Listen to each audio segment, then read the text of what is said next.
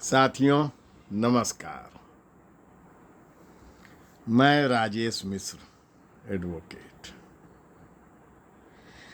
सनातनी परंपरानुसार अति महत्वपूर्ण विजयादशमी का उत्सव हम लोगों ने कल परंपरागत रूप से संपन्न किया और उसकी संपन्नता उपरांत एक निष्कर्ष उपसंहार प्रतिपादित होता है कि बुराई पर अच्छाई की विजय।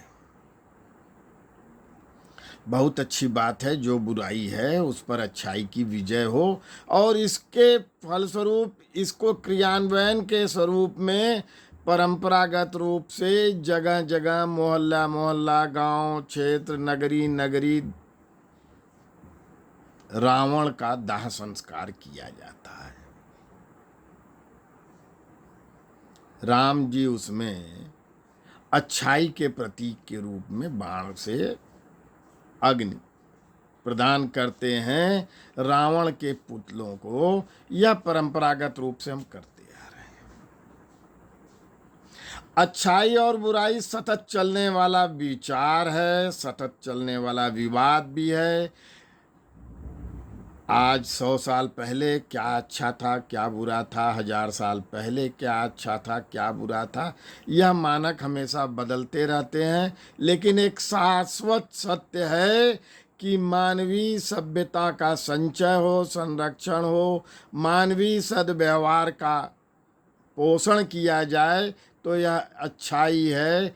और उसी में जो एक अति मान्यता प्राप्त अवधारणा है, परहित सरिस धर्म नहीं भाई, पर पीड़ा सम अधिमाई।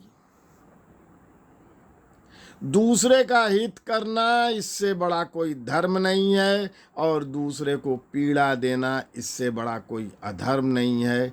यही अधर्म बुराई है और दूसरे का हित करना यही अच्छाई है।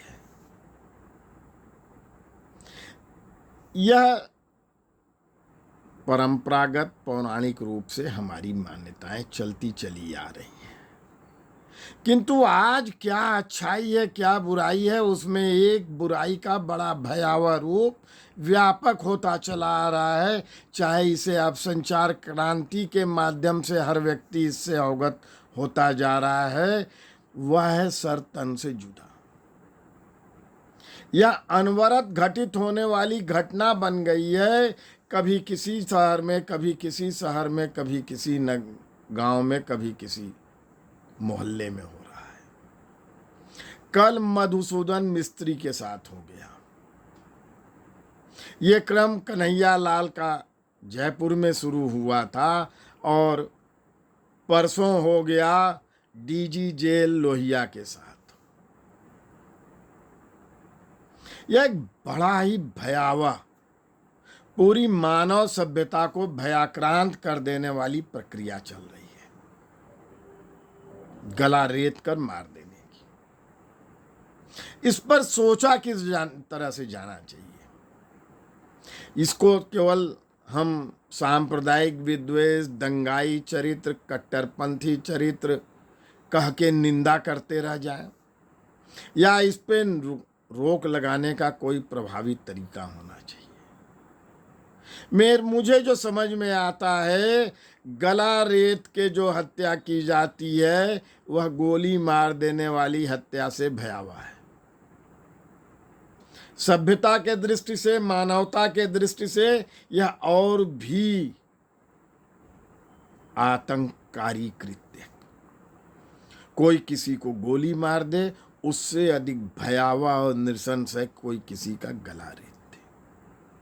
और यह जो प्रवृत्ति बढ़ी हुई है, भयावह रूप ले रही है, इस पर तात्कालिक रूप से प्रभावी कार्रवाई केवल पुलिस के द्वारा, प्रशासन के द्वारा कठोरता से नहीं की जा सकती है।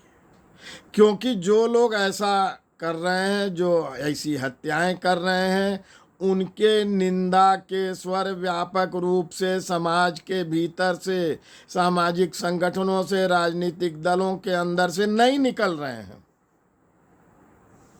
यह इंडिविजुअल या 4-6 लोग मिल के जो हत्याएं कर रहे हैं वह तो कर ही रहे हैं, लेकिन ऐसे कार्यों को करने के लिए आह्वान करने वाले लोग लाखों की संख्या में भी सड़क पर निकले थे और उन पर कोई कार्रवाई वैधानिक रूप से नहीं हुई। उनके मार्गदर्शक, उनको प्रेरणा देने वाले, उनको साजिश रचने के लिए आग्रह करने वालों पे जरूर कार्रवाई हुई, उनके घर गिराए गए या वो गिरफ्तार हुए।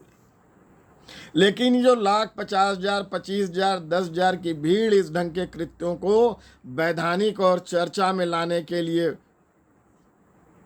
आई थी, उसके ऊपर कोई ऐसा कार्रवाई नहीं हुई है। तो हो क्या? मेरा मानना है कि इस पे कठोर कानून बनना ही चाहिए। यह एक विशेष प्रकार का अपराध है और मानवता के विरुद्ध इससे भयावह कोई अपराध नहीं हो सकता है। इसलिए इसमें एक्सेप्शनल कानून बनना चाहिए, कानूनी कठोरता लागू होनी चाहिए। और वह कठोरता का कुछ तरीका ये हो सकता है, ये गैर जमानती तो होगा ही, किसी भी प्रकार से जमानत नहीं होगी और इसको फास्ट ट्रैक कोर्ट से ही इसका ट्रायल हो, समयबद्ध ट्रायल की बात हो और समयबद्ध निर्णय हो, कठोरतम सजा का निर्णय हो, फांसी की ही सजा हो, जो रेयरेस्ट ऑफ द रेयर कहा जाता है उसी की कोटि में आता है। इस ढंग का विधायन जरूरी है, क्योंकि यह कोई धोखे में किया गया नहीं होता है। सोच समझकर, सोच विचार कर, पूरी क्रूरता और कट्टरता को मन में जगाकर उसके अनुरूप हाथ से किया गया क्रियान्वित हत्या है। और इतना ही नहीं, इसमें जो कम से कम उच्च न्यायालय और सर्वोच्च न्यायालय के भी निर्णय को समयबद्ध करना चाहिए, समयबद्ध करना चाहिए कि इतने ही दिन में, वो 1 महीना हो सकता है, 2 महीना हो सकता है, 6 महीने, उनको भी निर्णय लेना होगा। अंतहीन तरीके से इसको विलंबित नहीं किया जा सकता है, जैसा कि कुछ आतंकियों में हुआ। अफजल गुरु वगैरह के प्रकरण में राष्ट्रपति द्वारा क्षमा याचना निरस्त करने के बाद भी 6 महीने तक विचाराधीन पड़ा रह गया, क्रियान्वयन नहीं हुआ।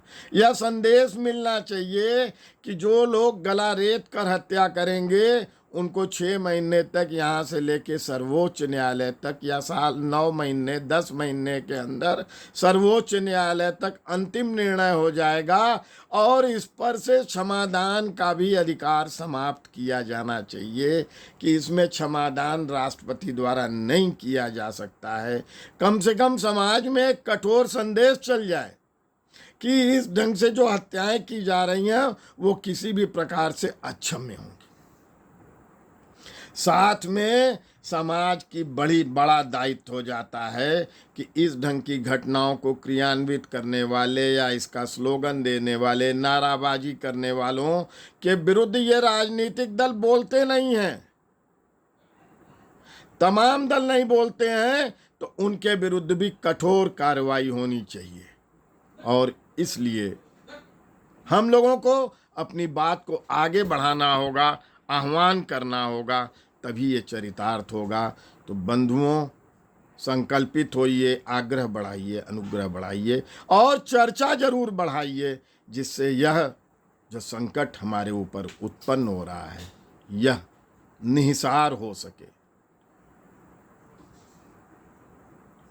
धन्यवाद।